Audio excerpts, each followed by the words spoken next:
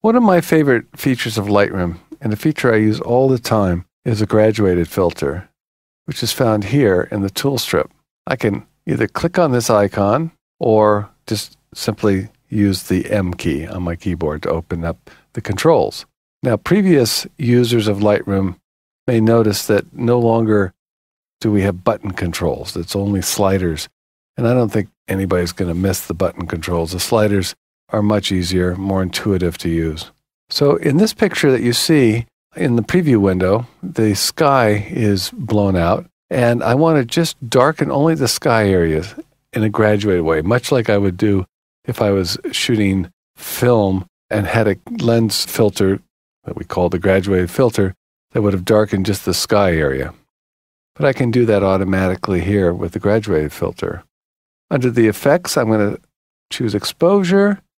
I'm going to give it a negative exposure value because I want to darken that sky. I'm going to come over here to the image area, preview area. If I hold down the Shift key, I'll constrain the graduated filter to a right angle, and I'm clicking and dragging down from the top down, and I'll go down as far as I need to. I don't want to go too far. I just want to darken that sky, and I'm going to release it.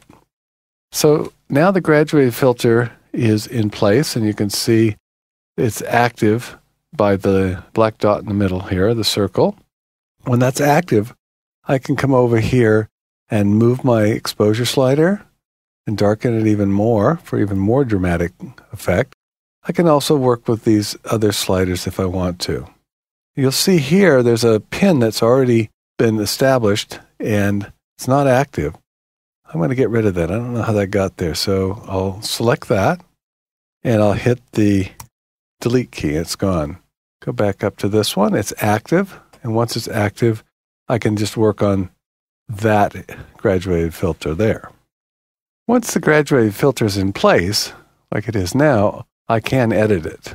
Not only with the sliders over here, but from the actual graduated filter itself. When a hand icon appears over one of the lines, like as it is right now, I can click and drag that line. See how I'm moving that, compressing that area where the graduated filter is being applied. And up here, there's another line.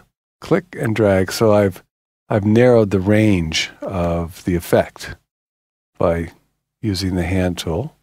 If I take and move my cursor over the middle here, you can see it turns into a double-headed arrow. And if I click and drag that, I can rotate the graduated filter such.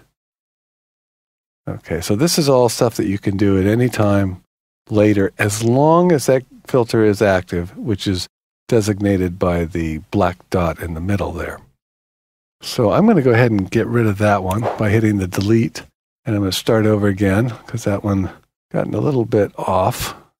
Okay, so now I've set one filter, and if I want to, I can create another filter. All I need to do is start at another point on the image, and you see the crosshair, and I click and drag, and that automatically is creating another graduated filter. Let's see, I'm going to angle that one because I just want to affect the foreground.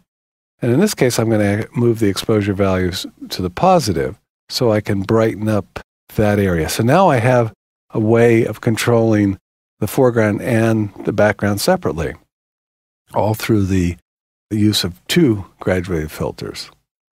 I find I mostly use the exposure controls when I'm using a graduated filter. Well, obviously, these other sliders can be used as well. That brightness, contrast, saturation. I can control the saturation, desaturate. I can do a clarity to give my image a little more punch in that area, or a negative clarity which softens it. And I can control the sharpness with the sharpness slider. This is something I use that's a little more useful, I think, is the adding a color tint. I'm going to make this pin up here active now by clicking on it, because I just want an added tint to the sky area.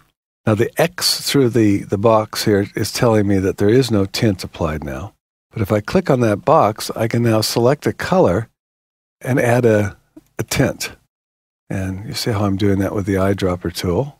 And there's a lot of ways you can set the colors up here. So you just select your color, and you'll see that tint appears, like green or blue, red.